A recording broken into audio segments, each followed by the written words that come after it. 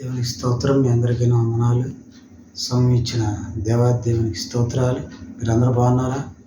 మీరందరూ ఆత్మీయులుగా ఆత్మానుసారులుగా జీవించాలని, ఆర్థికంగా బలంగా ఉండాలని, మానసికంగా శారీరకంగా ఆధ్యాత్మికంగా బహుబలంగా ఉండాలని మీకోసం అనుదినం నేను ప్రార్థన చేస్తున్నాను. నా కోసం, నా కుటుంబం కోసం మీరందరూ ప్రార్థించండి. అలాగే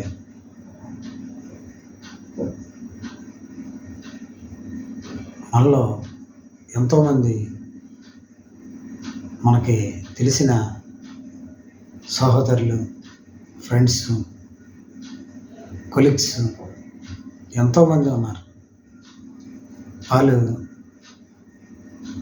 అన్నీ తెలుసని జీవిస్తున్నారు, కానీ పాపపు దాస్యానికి అమ్ముడైపోయి ఈ లోక సంబంధమైన తాగుడికి, విచ్చలవిడి జీవితానికి, వ్యభిచారం అనే పాపాన్ని జరుపుకుంటూ, పేకాట ఆడుతూ, కోడిపందాలు వేస్తూ, డ్రగ్స్కి అడిక్టెడ్ అయ్యి ఎంతోమంది లోకంలో చాలామంది మనం చూస్తూ ఉంటాం. నశించిన దాన్ని వెతికి రక్షించడానికి నా ప్రభువైన యేసుక్రీస్తు వచ్చి ఉన్నాడు. ఎందుకంటే ఈ లోకంలో లోక సంబంధమైన శరీర క్రియలు, కార్యాలు చేసుకుంటూ దేవుణ్ణి పక్కన పెట్టేసి అక్రమ సంపాదన కలిగి, అక్రమ సంబంధాలు కలిగి,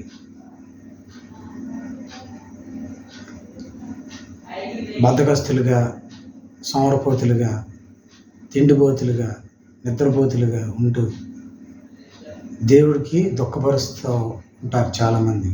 అలాంటి వాళ్ళకి నశించిపోయే ఆత్మల పట్ల భారం కలిగి మనం జీవించాలి. ఎందుకంటే మనల్ని కొన్నవాడు, రక్తం ఇచ్చిన తండ్రి, ప్రాణం పెట్టిన తండ్రి ఆయనే మనకు ఆధారం. కాబట్టి అందుకనే ప్రభు ప్రయాసపడి ఎంతమంది అయితే ఈ లోకంలో జీవిస్తున్నారో పాప దాస్యం, సాతాను సంఖ్యల్లో, వాడి కట్టుల్లో బందీలైపోయి స్వతంత్రం లేక, దేవుడి పాదాల చెంతకు రాక, ఈ లోకంలో ఎన్నో ఆచారాలు, ఎన్నో మతాలు, ఎన్నో కులాలు, ఎన్నో భాషలు, ఎన్నో ప్రాంతాలు ఉన్నాయి.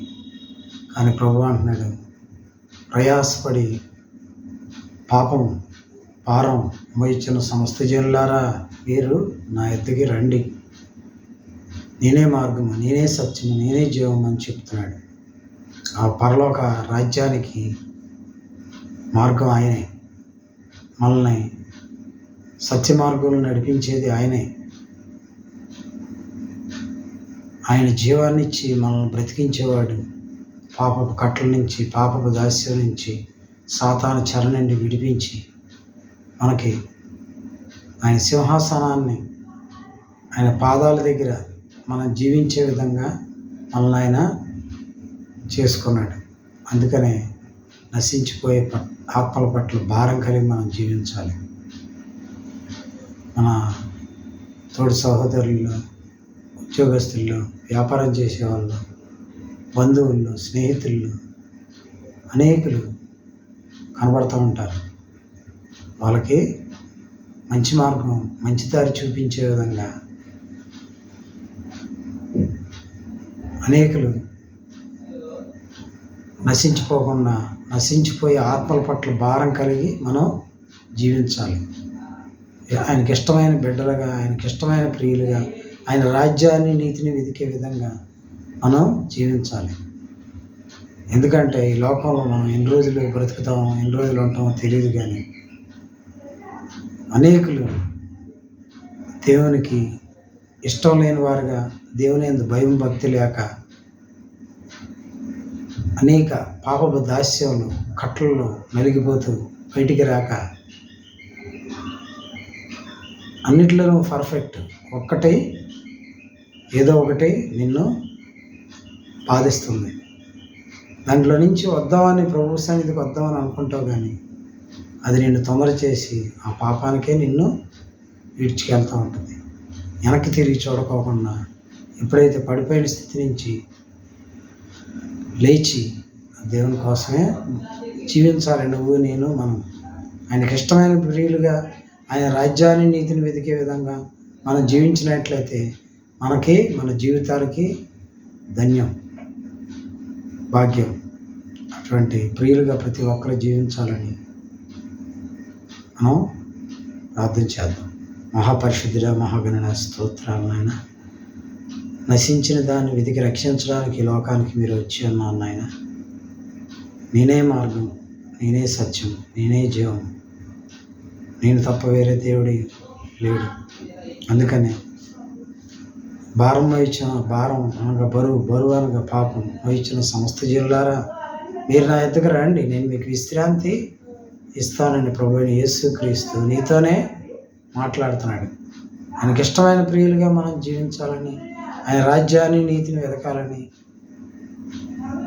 ఆయన మనతోనే మాట్లాడుతున్నాడు. అందువల్ల ఆయనకి ఇష్టమైన ప్రియులుగా మనం జీవిద్దాం, ఆయనకి ఇష్టమైన సాక్షులుగా మనం జీవిద్దాం. ఇంతవరకు మాతో మాట్లాడినందుకు వందనాలు నాయన.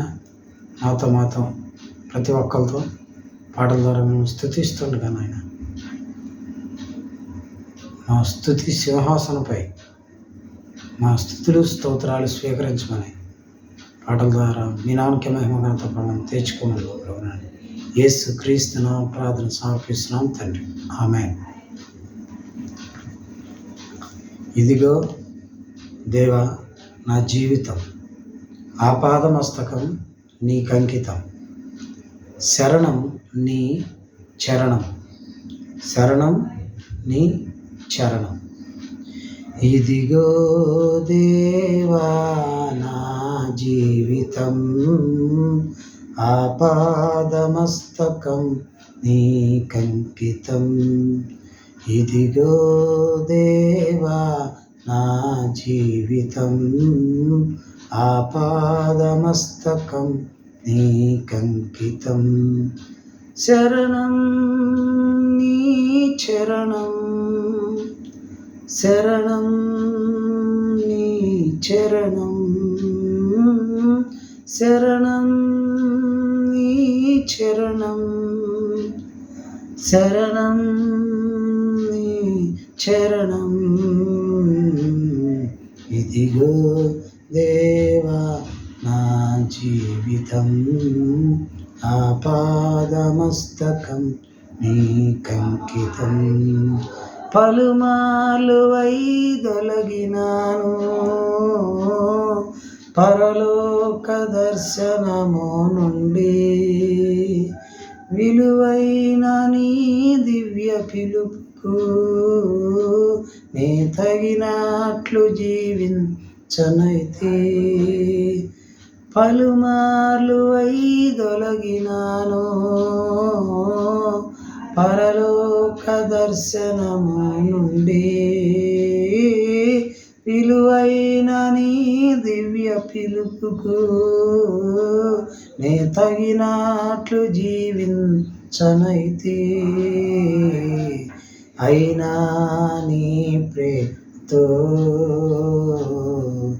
నన్ను దరి చేర్చినావు,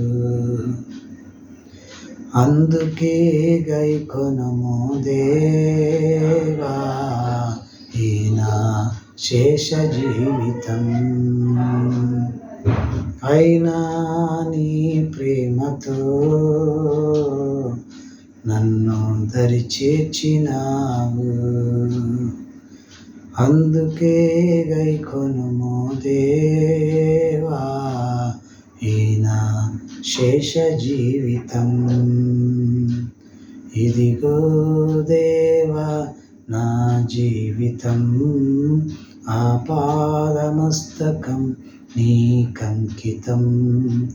ఇదిగో దేవా నా జీవితం, ఆపాదమస్తకం నీకంకితం. నీ పాదముల చెంత చేరి నీ చిత్తంబునే నెరుగా నేర్పు. నీ హృదయ భారంబు నొసగి ప్రార్థించి పని చేయనిమ్ము. నీ పాదముల చెంత చేరి నీ చిత్తంబు నెరుగా నేర్పు. నీ హృదయ భారంబు నొసగి ప్రార్థించి పని చేయనిమ్ము. ఆగిపోక సాగిపో ప్రియసుతునిగా పని చేయనిమ్ము. ప్రతి చోట నీ సాక్షిగా ప్రభువా నన్నుండనిమ్ము. ఆగిపోక సాగిపో ప్రియసుతునిగా పని చేయనిమ్ము. ప్రతి చోట నీ సాక్షిగా ప్రభువా నన్నుండనిమ్ము. ఇదిగో దేవా నా జీవితం ఆపాదమస్తకం నీకంకితం. ఇదిగో దేవా నా జీవితం ఆపాదమస్తకం నీకంకితం. విస్తార పంట పొలము నుండి కష్టించి పని చేయనిమ్ము. కన్నీటితో విత్తు మనసు కలకాలం మరి నా కొనసగు. విస్తార పంట పొలము నుండి కష్టించి పని చేయనిమ్ము. కన్నీటితో విత్తు మనసు కలకాలం మరి నా కొనసగు. క్షేమ కాలమై నా నిన్ను ఘనపరచు బ్రతుకనిమ్మయా. నశించు ఆత్మలను నీ దరి చేర్చు కృపనిమ్మయా. క్షేమ కాలమైనా నిన్ను ఘనపరచు బ్రతుకనిమ్మయా. నశించు ఆత్మలను నీ దరి చేర్చు కృపనిమ్మయా. ఇదిగో దేవా నా జీవితం ఆపాదమస్తకం నీకంకితం. ఇదిగో దేవా నా జీవితం ఆపాదమస్తకం నీకంకితం. శరణం నీ చరణం, శరణం నీ చరణం, శరణం నీ చరణం, శరణం నీ చరణం. ఇదిగో దేవా నా జీవితం ఆపాదమస్తకం నీకంకితం. ఇదిగో దేవా నా జీవితం ఆపాదమస్తకం నీకంకితం. ఆపాదమస్తకం నీకే అంకితం. ప్రార్థన చేసుకుందాం. మహాపరిశుద్ధ మహాగణ స్తోత్రం ఆయన, ఈ సమయాన్ని బట్టి మీకు వందనాలు ఆయన. పాటల ద్వారా మీ నామమునకే మహిమ ఘనత ప్రభావం తెచ్చుకున్నందుకు వందనాలు ఆయన. వాక్యం ద్వారా మాతో మాట్లాడిన ఆయన, మమ్మల్ని దర్శించండి ఆయన, మమ్మల్ని సరిచేయండి ఆయన. మీ రూపులో మమ్మల్ని చెప్పుకోండి ఆయన. మీకు ఇష్టమైన ప్రియులుగా, మీకు ఇష్టమైన పనిముట్లుగా, పాత్రలుగా మమ్మల్ని ఆడుకోమని, నాతో మాతో మాట్లాడమని యేసు క్రీస్తు నామమున ప్రార్థన సమర్పిస్తున్నాం తండ్రి. ఆమేన్. మనకి దేవుడు ఈ సమయంలో మాట్లాడుతున్నాడు. ఏం మాట్లాడుతున్నాడంటే, మీకు అపాయము సంభవింపదు. అంటే మీకు అపాయం వచ్చినప్పుడు తప్పించే దేవుడై ఉన్నానని దేవుడు మాట్లాడుతున్నాడు. ఇశ్రాయేలు దేవుని యందు విశ్వాసం ఉంచి ఆయన్ని వెంబడించటం వలన దేవుడు వారిని ప్రతి అపాయం నుండి తప్పించిన ప్రవక్త అయిన జెఫన్యా తెలియజేస్తూ ఈ మాట సెలవిచ్చును. నీవు ఎక్కువగా ఆశీర్వదించబడాలంటే మొదటిగా గొప్ప అపాయం నుండి, రెండవదిగా కూల్చివేసే అపాయం నుండి, మూడవదిగా నశింపజేసే అపాయం నుండి. మొదటిగా గొప్ప అపాయం నుండి, రెండవదిగా కూల్చివేసే అపాయం నుండి, మూడవదిగా నశింపజేసే అపాయం నుండి. నా ప్రియ నేస్తమా, అపాయములు అనేక రీతిలుగా అనేక మంది మనుషుల ద్వారా నీ మీదకి రావచ్చు. కానీ నీవు మాత్రము భయపడక దేవుల్లో నివసించు, సత్ప్రవర్తన కలిగిన జీవితమును జీవించు. దేవుడు ప్రతి అపాయం నుండి నిన్ను కాపాడి నిన్ను రక్షించును.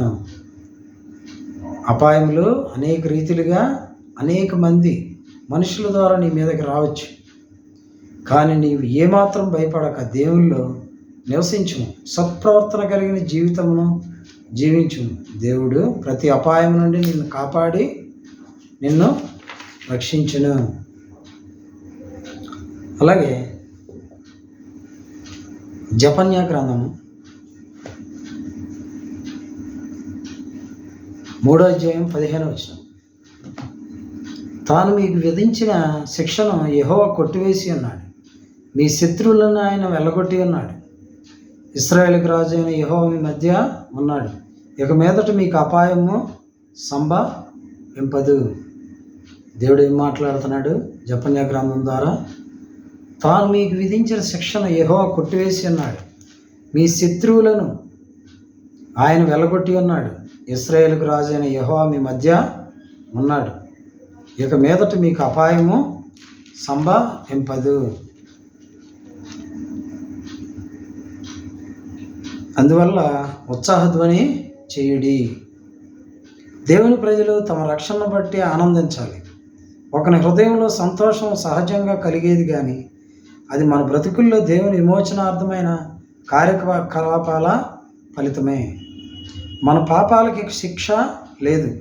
ఒకటి, మనం క్షమాపణ పొందాము, మన పాపాలకి శిక్ష లేదు. రెండోదిగా మన శత్రువు ఓడిపోయాడు. సాతానుకు పాపానికి మనం ఇకపై బందీలం కాము.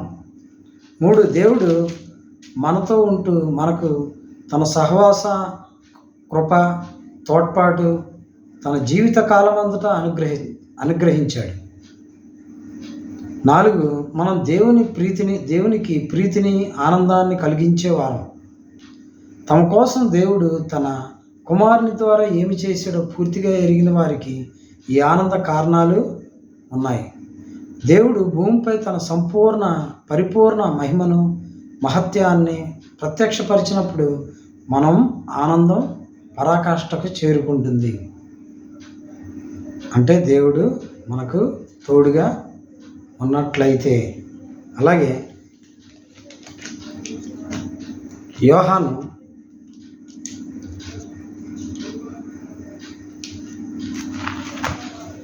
1:49 నతనయేలు, బోధకుడా, నీవు దేవుని కుమారుడు, ఇశ్రాయేలు రాజు అని ఆయనకు ఉత్తరం ఇచ్చెను. నతనయేలు అంటున్నాడు, బోధకుడా, నీవు దేవుని కుమారుడు, ఇశ్రాయేలు రాజు అని ఆయనకు ఉత్తరం ఇచ్చెను. అలాగే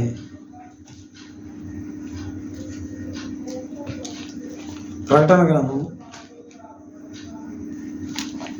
7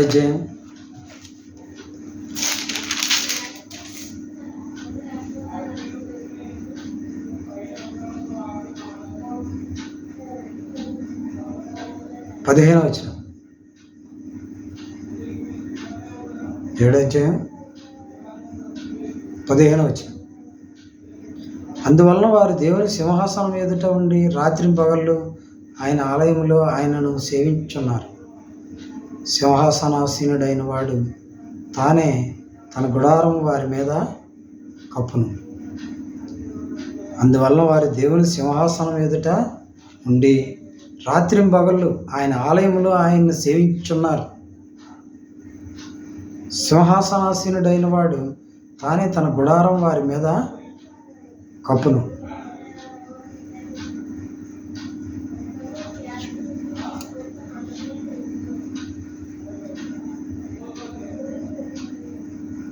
అలాగే మొదటిగా గొప్ప అపాయం నుండి.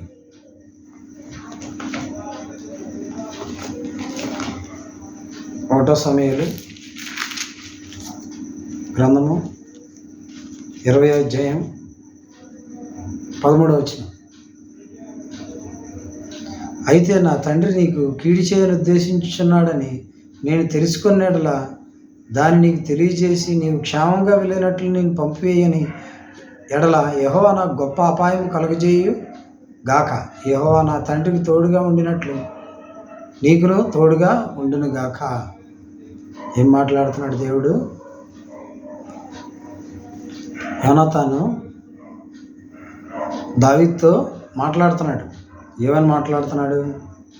అయితే నా తండ్రి నీకు కీడు చేయని ఉద్దేశించున్నాడని నేను తెలుసుకునేడలా దాన్ని నీకు తెలియజేసి నీవు క్షేమంగా వెళ్ళినట్లు నిన్ను పంపివేయని ఎడల యెహోవా నాకు గొప్ప అపాయం కలుగజేయును గాక.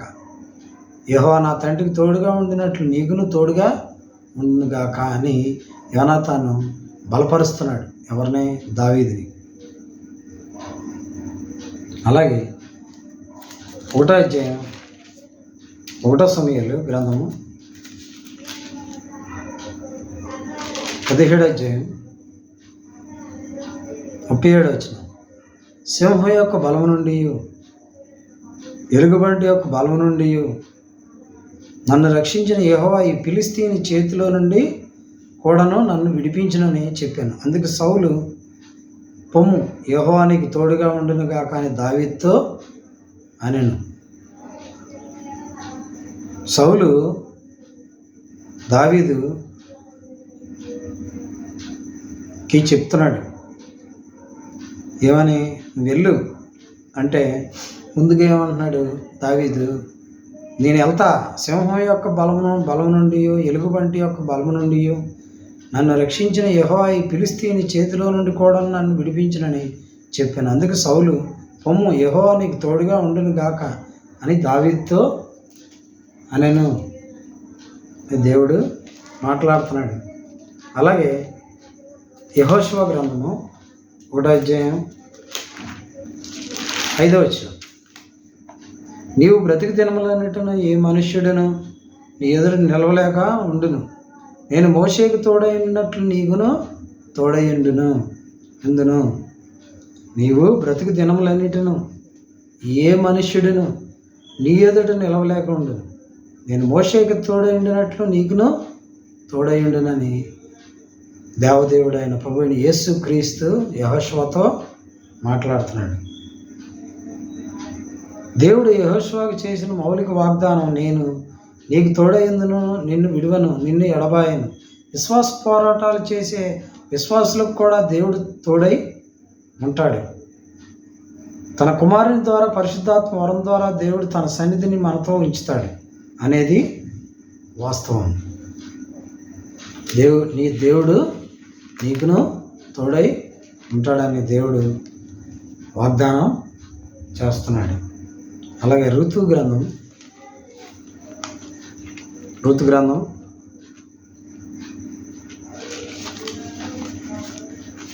అధ్యాయం 17వ వచనం.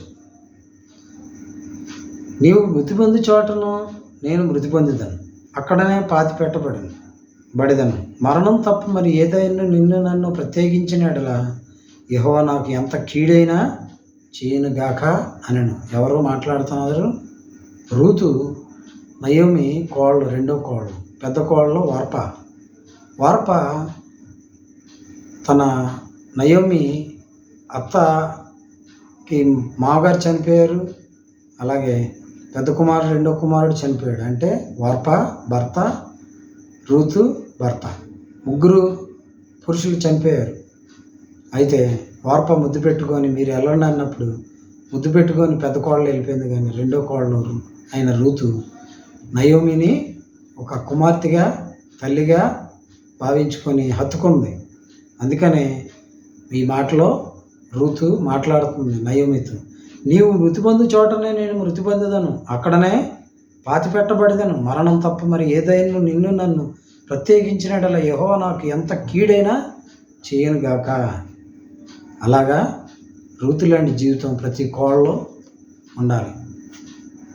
నయోమి ఏమని మాట్లాడుతుందంటే కుమార్తె అంటుంది రూతుని, ఆవిడలో ఉన్న ఆత్మీయ స్థితిని బట్టి, నీవు మృతి పొందు చోటను నేను మృతి పొందుదను, అక్కడనే పాతి పెట్టబడిదను, మరణం తప్ప మరి ఏదైనా నిన్ను నన్ను ప్రత్యేకించిన ఎడల యెహోవా నాకు ఎంత కీడైనా చేయనుగాక అనెను. అలాగే 1వ దినవృత్తాంతాల గ్రంథము 22వ అధ్యాయం 11వ వచనం, నా కుమారుడా యెహోవా నీకు తోడుగా ఉండునుగాక, నీవు వజ్జిల్లి నీ దేవుడైన యెహోవా నిన్ను గూర్చి సెలవిచ్చిన ప్రకారంగా ఆయనకు మందిరము కట్టించుదువు గాక. ఏం మాట్లాడుతున్నాడు దావీదు సొలొమోనుతో, నా కుమారుడా యెహోవా నీకు తోడుగా ఉండును గాక, నీవు వర్జిల్లి నీ దేవుడైన యెహోవా నిన్ను గూర్చి సెలవిచ్చిన ప్రకారంగా ఆయనకు మందిరమును కట్టించుదువు గాక అని మాట్లాడుతున్నాడు కుమారుడితో దావీదు సొలొమోనుతో. దేవాలయాన్ని నిర్మించడానికి దావీదుకు అనుమతి లేకపోయినా దాన్ని నిర్మించడంలో తోడ్పడడానికి అతడు తను తాను నమ్మకంగా అర్పించుకున్నాడు. తన ఆసక్తి కేవలం దేవాలయం పైనే కాదు, తన పథకాన్ని పర్యవేక్షించే తన కుమారుడైన సొలొమోనుపై కూడా ఉంది. దేవుని ఆజ్ఞను జాగ్రత్తగా పాటించమని తన మనస్సంతటితో యెహోవాను ఆశ్రయించమని తన కుమారుని హెచ్చరిస్తున్నాడు. అందుకనే తమ పిల్లల కోసం తల్లిదండ్రులు చేయవలసిన ప్రార్థన అదే. నా కుమారుడా దేవాలయం నిర్మించడానికి దావీదుకు అనుమతి లేకపోయినా దాన్ని నిర్మించడంలో తోడ్పడడానికి అతడు తను తాను నమ్మకంగా అర్పించుకున్నాడు. ఎవరు? దావీదు, సొలొమోను తండ్రి అయిన దావీదు. తన ఆసక్తి కేవలం దేవాలయం పైనే కాదు, తన పథకాన్ని పర్యవేక్షించే తన కుమారుడైన సొలొమోనుపై కూడా ఉంది.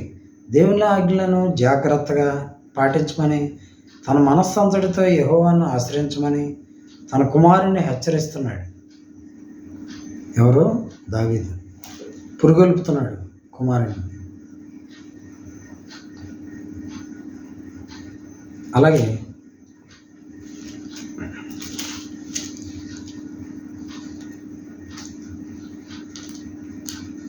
రెండోదిగా మనం చూసుకున్నట్లయితే కూల్చివేసే అపాయం అండి. మొదటిది గొప్ప అపాయం అండి.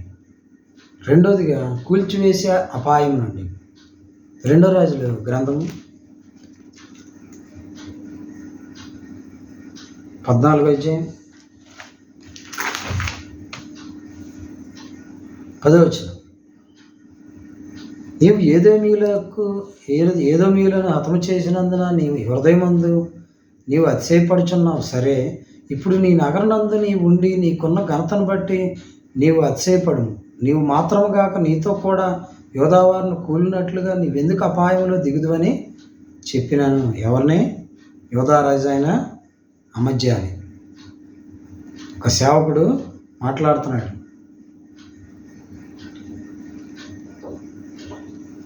ఏం మాట్లాడుతున్నాను? నీవు ఎదోమీయులను హతము చేసినందున నీ హృదయమందు నీవు అతిశయపడుచున్నావు. సరే, ఇప్పుడు నీ నగరనందు నీవుండి నీకున్న ఘనతను బట్టి నీవు అతిశయపడము. నీవు మాత్రము గాక నీతో కూడా యోధావారిని కూలినట్లుగా నీవెందుకు అపాయంలో దిగుదువని చెప్పినాను. అంటే ఈయన గర్వించి యోధావారు అందరినీ అపాయంలో పెట్టే రీతిగా అతిశయిస్తున్నాడు. అందుకని మన జీవితంలో ఆయనకే ప్రముఖ స్థానం మనం ఇవ్వాలి. ఆయనే మనకి తండ్రి కాబట్టి. అందుకని ఈ వచనాల ద్వారా దేవుడు ఈతోనే మాట్లాడుతున్నాడు. అలాగే ద్వితీయోపదేశ కాండము 8వ అధ్యాయం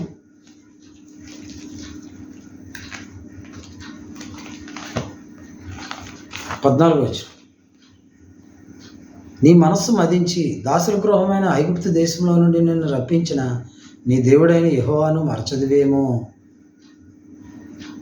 నీ మనస్సు మదించి అంటే క్రొవ్వి, కళ్ళు నెత్తి మీదకి వస్తే దాన్నే ఒళ్ళు కొవ్వుతో నిండిపోయావు. మదించి అంటే దేవుని మాటను పక్కన పెట్టేసి, మదించి అంటే విన్నవారుగా నీ మనస్సు మదించి దాసుల గృహమైన ఐగుప్తు దేశంలో నిన్ను రప్పించిన నీ దేవుడైన యెహోవాను మరచిదువేమో. మన స్థితి ఫస్ట్ లేనప్పుడు, మనల్ని దీవించినప్పుడు మనం ఎక్కడి నుంచి వచ్చామో ఆ స్థితి ఎప్పుడు మనం మర్చిపోకూడదు. కానీ ఇశ్రాయేలీయులు మర్చిపోయారు. అందువల్ల దేవుడు నీ మనస్సు మదించింది అంటే నీ మనస్సు క్రొవ్వుతో నిండింది. చెప్పిన మాట నా మాట మీరు వింటలేదు అని మీరు మర్చిపోయారు అన్నట్టు దేవుడు మాట్లాడుతున్నాడు. గర్వానికి వ్యతిరేకంగా హెచ్చరిక ఇది.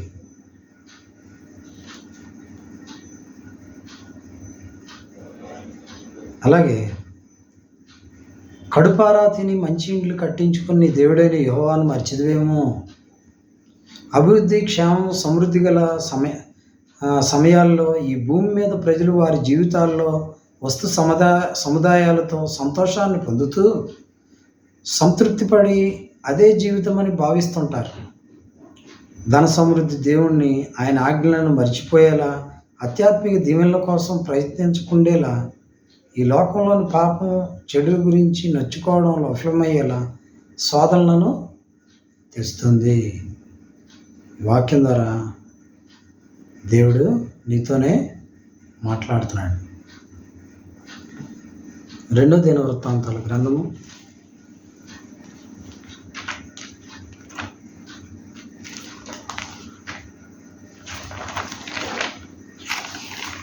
32వ అధ్యాయం 25వ వచనం.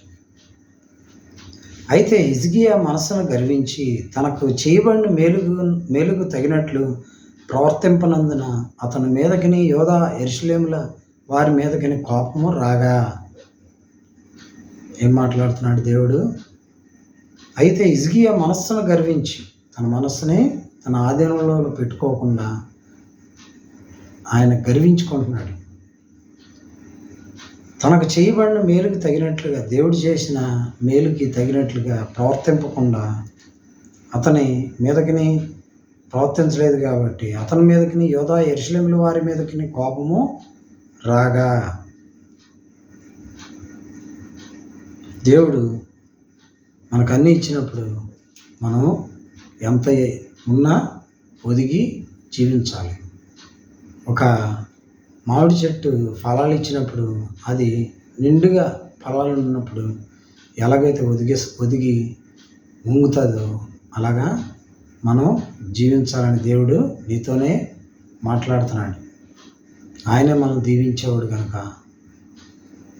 నాకేమీ ఫలాలు రాలేవు, నేను నిటారుగా ఉంటానంటే గాలి వచ్చినప్పుడు మొత్తం ఎగిరిపోతాయి ఆ ఫలాలన్నీ. అందుకని అది వంగి ఒదిగి అనేకులకి ఫలాలు ఇచ్చే చెట్టుగా నిన్ను నన్ను చేసినప్పుడు మనం హృదయంలో గర్వించుకోకుండా తగ్గించుకొని దేవుని పాదాలను కనిపెట్టుకుంటే ఆయన మనల్ని ఎన్నడూ విడిచి పెట్టడు అని దేవుడు వాక్యం ద్వారా మాట్లాడుతున్నాడు. అలాగే యెహెజ్కేలు గ్రంథము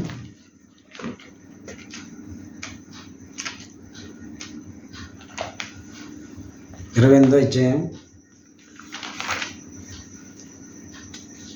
2వ వచనం, 5వ వచనం, 17వ వచనం. నరపుత్రుడా, తూరు అధిపతితో ఇలాగ ప్రకటింపము, ప్రభువుకు యెహోవా సెలవిచ్చినది ఏమనగా, గర్విష్ఠుడై నేను ఒక దేవతనైనట్టు సముద్రం మధ్య నేను ఆసీనుడై ఉన్నాను అని నీవు అనుకొనిచున్నావు. నీవు దేవుడు కాక మానవుడిపై ఉండి దేవునికి తగినంత అభిప్రాయం కలిగి ఉన్నావు. నీవు దానియేలు కంటే జ్ఞానవంతుడు.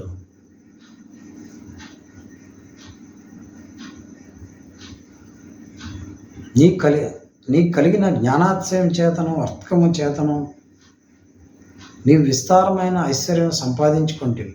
నీకు ఐశ్వర్యం కలిగినదని నీవు గర్వించిన వాడవైతివి.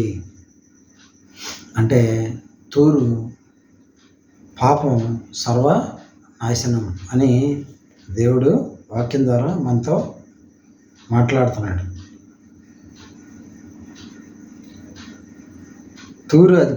తూరు అధిపతి లేక రాజు చేసిన ప్రాథమికమైన పాపం అతడు తనను ఒక దేవుడిగా హెచ్చించుకునేలా చేసిన అతని గర్వమే. దీనికి ప్రతిగా దేవుడైన యెహోవా అతన్ని మత్స్యమైన ఇతరులాగానే క్రిందకి గోతిలోనికి దించి వేస్తాడు. ఈ దినాల్లో అనేక మంది, మరి ముఖ్యంగా నూతన యుగం భావాలు కలిగిన వారు మానవులను దేవుళ్ళని లేక తామంతా దేవుళ్ళుగా మారుతున్నామని నమ్ముతున్నారు. అలాంటి మోసగాళ్ళను వారి బోధనలను నమ్మేవారు అంతా తూరు రాజు ఎదుర్కొన్న శిక్షనే పొందుతారు అని దేవుడు వాక్యం ద్వారా మనతో మాట్లాడుతున్నాడు. అలాగే 17వ వచనం, నీ సౌందర్యమును చూచుకొని నీవు గర్వించిన వాడవై నీ తేజస్సు చూసుకొని నీ జ్ఞానమును చెరుపుకొంటివి. కావున నేను నిన్ను నేలను పడవేస్తాను, రాజులు చూచుండగా నిన్ను హేళనకి అప్పగించేదను అని తూరు పాప అధిపతి గురించి దేవుడు మాట్లాడుతున్నాడు. మన జీవితంలో ఆయనకి ఇష్టమైన వారుగా మనం జీవించాలని దేవుడు ఈ సమయంలో కోరుతున్నాడు. అలాగే హబక్కూకు గ్రంథము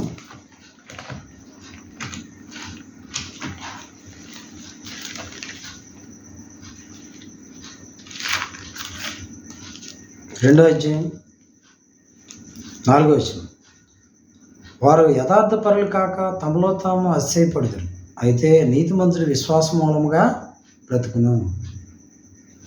వారు యథార్థపరులు కాక తమలో తాము అతిశయపడుదురు అంటే గర్వించిన వారై, అయితే నీతిమంతుడి విశ్వాసం మూలముగా బ్రతుకును అంటే దేవుని మీద మనసు కలిగి దేవుని పాదాల దగ్గర కనిపెట్టుకొని బ్రతుకుతాడు నీతిమంతుడు.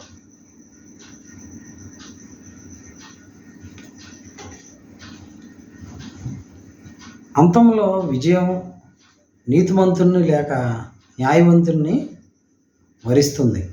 ఒకటి, ఇటు నీతిమంతులకు అటు యథార్థవర్తన లేని గర్విష్ఠులు భక్తిహీనులకు ఉన్న తేడా ఇక్కడ తెలుస్తున్నది. నీతిమంతుల హృదయాలు దేవునికి సముఖంగా ఉంటాయి. వారు ఆయన పిల్లల్లా ఉండడానికి ఇష్టపడతారు. ఆయనతో సన్నిహిత సంబంధం కలిగి ఆయన సంకల్పానికి విధేయంగా ఉంటారు. 2, నీతిపరులు ఈ లోకంలో దేవునిపై విశ్వాసంతో జీవించాలి. ఇక్కడ విశ్వాసం అంటే దేవుని విధానాలన్నీ న్యాయమయమన్న స్థిరమైన నమ్మకం, రక్షకుడిగా ప్రభువుగా ఆయనపై వ్యక్తిగతమైన స్వామి భక్తి, ఆయన విధానాలను అనుసరించాలన్న నైతిక దారుఢ్యం ఈ అంశాన్ని వివరించాడు. అంటే నీతిమంతులు విశ్వాసం మూలముగా బ్రతుకుతాడని దేవుడు ఆయన వాక్యం ద్వారా మనతో మాట్లాడాడు. 3వదిగా నశింపజేసే అపాయం నుండి. 3వదిగా నశింపజేసే అపాయం నుండి 2వ రాజుల గ్రంథము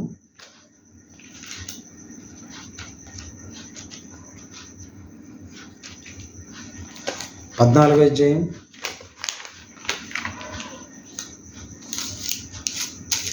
27వ వచనం, యెహోవా ఇశ్రాయేలు వారు పొందిన బాధ ఘోరమైనది అనుకున్నాను. ఇశ్రాయేలు పేరు ఆకాశం క్రింద నుండి వేయనని యెహోవా సెలవిచ్చి ఉండెను గనుక యెహోయాషు కుమారుడైన యెరోబాము ద్వారా వారిని రక్షించాను. ఏం మాట్లాడుతున్నాడు దేవుడు? యెహోవా ఇశ్రాయేలు వారు పొందిన బాధ ఘోరమైనది అనుకున్నాను. ఇశ్రాయేలు అని పేరు ఆకాశం క్రింద నుండి తుడిచివేయనని యెహోవా సెలవిచ్చుండెను గనుక యెహోయాషు కుమారుడైన యెరోబాము ద్వారా వారిని రక్షించెను. దేవుడు ఇశ్రాయేలు ప్రజల్ని యూదా ప్రజల్ని రక్షిస్తానని దేవుడు వాగ్దానం చేస్తున్నాడు.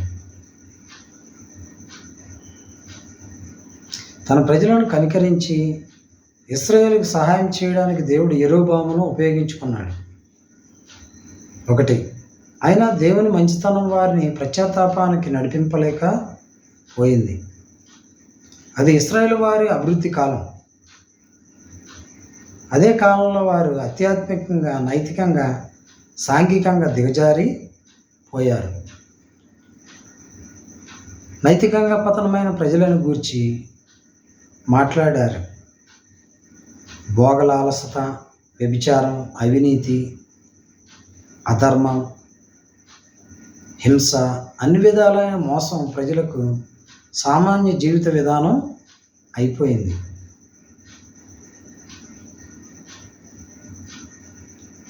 ఈ కాలంలోని ఇశ్రాయేలు చరిత్రను హోషేయ ఇలా వివరించాడు. సత్యమును కనికరమును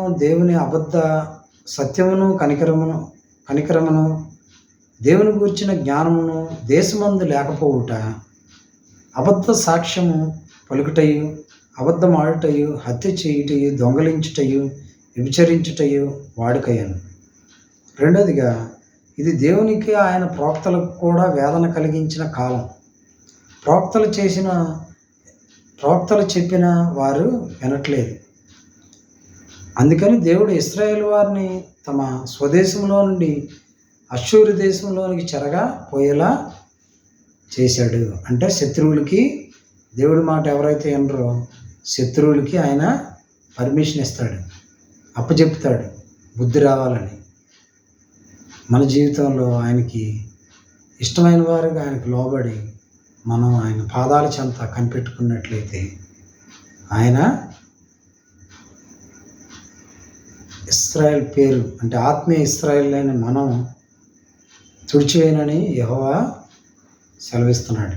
దేవుడు నీతోనే మాట్లాడుతున్నాడు. అలాగే 2 రాజుల గ్రంథము 13వ అధ్యాయం 5వ వచనం. కావున యెహోవా ఇశ్రాయేలు వారికి ఒక రక్షకుని అనుగ్రహింపగా అతని చేత ఇశ్రాయేలు వారి సిరియన్ల వశములో నుండి తప్పించుకొని మునుపటి వలె స్వస్థానములలో కాపురమంటారు. అంటే దేవుడు రక్షకుణ్ణి, అంటే కష్టంలో ఉన్నప్పుడు వాళ్ళు మొరపెట్టినప్పుడు యెహోవా ఇశ్రాయేలు వారికి ఒక రక్షకుడిని అనుగ్రహింపగా అతని చేత ఇశ్రాయేలు వారి సిరియన్ల వశములో నుండి తప్పించుకొని మునుపటి వలె స్వస్థానములలో కాపురముండిరి. అంటే మన జీవితంలో ఆయన ఇష్టమైన వారుగా మనం జీవించకపోతే శత్రువులకు అప్పచెప్పి మళ్ళీ విడిపిస్తాడు బుద్ధి చెప్పి. అందుకనే మనకి ఆయన రక్షకుడిని ప్రభువైన యేసుక్రీస్తుని మనకి దయచేశాడు. అందుకని ఆయనకి ఇష్టమైన వారుగా మనం జీవించాలని దేవుడు ఈ సమయంలో మనతో మాట్లాడుతున్నాడు.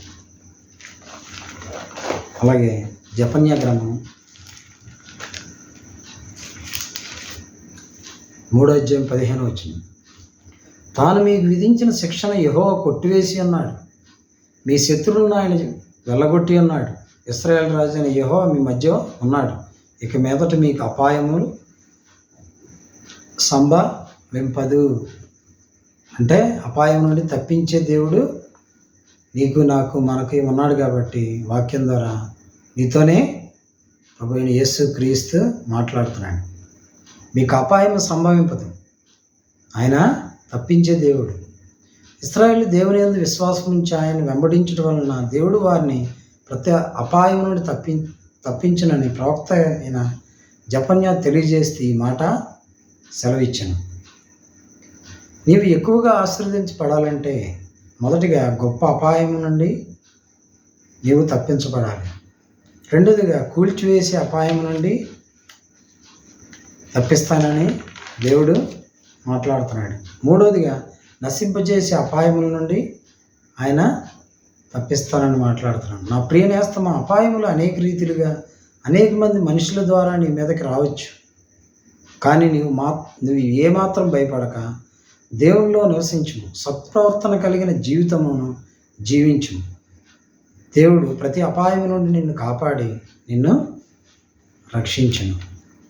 అందుకని మన జీవితంలో అనేక అపాయములు, శత్రువులు మనని అపాయముల ద్వారాగా శత్రువులు మమ్మల్ని దోసుకోవచ్చు. వాటన్నిటిలో నుంచి తప్పించే దేవుడు నీకు, నాకు, మనకు ఉన్నాడు. అందుకని ప్రతి అపాయం నుండి తప్పించి నీకు గొప్ప జీవితం ఇస్తానని ప్రభువైన యేసుక్రీస్తు నీతోనే మాట్లాడుతున్నాడు. కాబట్టి ఆయనకి ఇష్టమైన ప్రియులుగా ఆయన పాదాల చెంత మనం జీవించే ధన్యతను, భాగ్యాన్ని ప్రభు మనకు దయచేయను గాక. ప్రార్థన చేసుకుందాం. మహాపరిశుద్ధుడా, మహాగణన, స్తోత్రాలను ఆయన. మిమ్మల్ని నమ్మిన నరుడు ధన్యుడు ఆయన. మిమ్మల్ని ఆశ్రయించిన నరుడు ధన్యుడు ఆయన. అతను నీటి కాలువల వారిని నాటబడినది, ఆకువాడక తన కాలమంది ఫలమిచ్చి చెట్టు వలె ఉండును, అతడు చేయనిదంతా సఫలమగునని మీరు చెప్పాను ఆయన. మా జీవితాలకి కష్టాల్లో, ఇరుకుల్లో, ఇబ్బందుల్లో తప్పించి మాకు విజయాన్ని, నెమ్మదిని, మీ కనికరాన్ని, కృపని దయచేసినందుకు వందనాలు నాయన. అయ్యా, మీ పాదాల చెంతకు మేము జీవించే ధన్యతను, భాగ్యాన్ని మీరు మాకు దయచేసినందుకు వందనాలు నాయన. మీకు ఇష్టమైన ప్రియులుగా మీ రాజ్యాన్ని, నీతిని వెదికే భాగ్యాన్ని మాకు దయచేయమని ఇంతవరకు వాక్యం ద్వారా మాతో మాట్లాడేందుకు మీకు వందనాలు, కృతజ్ఞత, స్తుతులు, స్తోత్రాలు చెల్లిస్తాం. యేసు క్రీస్తునామ ప్రార్థన సమర్పిస్తున్నాం తండ్రి. ఆమేన్. మన పరమ తండ్రి అయిన దేవుని ప్రేమ, కుమారుడైన యేసు క్రీస్తు కృప, పరిశుద్ధాత్మ ఆయన సన్నిధి, సహవాసం ఎవరైతే యూట్యూబ్ ద్వారా, ఫేస్బుక్ ద్వారా, వాట్సాప్ ద్వారా, స్టేటస్ ద్వారా ఎంతమంది అయితే వాక్యాన్ని చూస్తున్నారో, వింటున్నారో వాళ్ళకి ఆయన కృప, కాపుదల, నెమ్మది, సమాధానం దయచేసి ఆశీర్వదించును గాక. ఆమేన్.